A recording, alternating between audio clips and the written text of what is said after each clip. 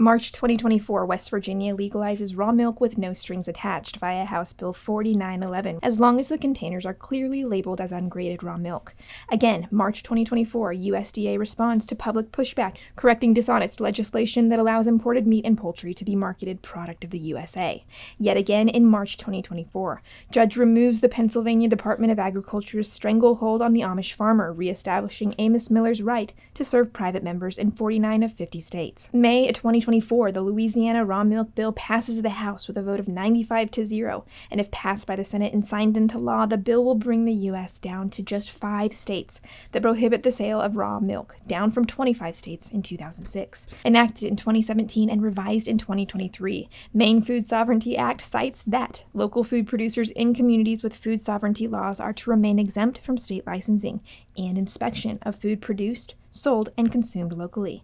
Citation for all of these food freedom victories are in the description of this video, alongside my free guide to growing your own grass-fed beef and lamb, so download that one while you're at it. But why am I listing all of these food freedom victories in sort of a shotgun style? It's because I want this video to serve as a reminder that activism makes an impact. About 8 weeks ago, I began what became an 8-week video series. It began by highlighting some disturbing overreach as it pertained to federal and state agencies against private farms. It ended with a one-to-one sit-down with a member of U.S. Congress as I asked him question after question as to how we, as concerned citizens, can be proactive rather than having to be reactive in light of some of this overreach. If you missed any of those videos, I'll link the entire playlist down below. But as I've shared that video series, I realize it can be very, very easy to fuel an imbalance. And while I do believe it's part of good strategy to know how and when our enemies are advancing, unless it's balanced with reports like this that actually show the positive effects of our efforts, it might leave some people feeling like activism is ineffective. Our efforts are futile, and we might as well just go belly up in a bunker somewhere and wait for a massive EMP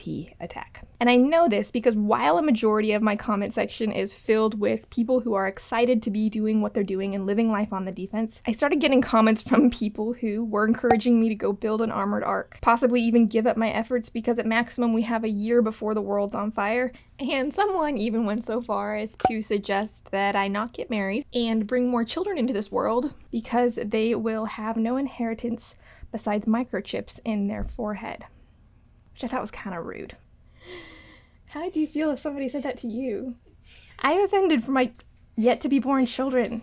But I'm calling out these particular comments because I realize this is the exact mindset that our opponents want us to have. They want us belly up in a bunker or armored ark somewhere with no progeny and no ability to obstruct their efforts moving forward. By the way, comment down below if you agree or how you disagree with that particular comment. I would be very entertained to read your thoughts there. There is a fundamental truth that I hold to, and that is that standing in the gap for what is right does make a difference. Period. In addition to just simply being a biblical concept, it's Newton's third law. For every action, there is an equal and opposite reaction. Exercising our duty to peacefully protest what is wrong. Petitioning government authorities on behalf of what is right. And probably most importantly, just walking the walk by getting up every morning, reestablishing and working our own small farms, or supporting that local food community near us. These are the things that will obstruct the pathway of those who would do us ill. And these are the things that we must continue to do. Please give this video a thumbs up if you agree, and watch this one next on why my farm is not a prep for the apocalypse. There's a purpose for every child that comes into the world. They don't want you to have children. Newsflash.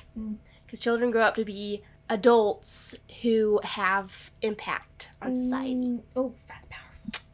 That's powerful.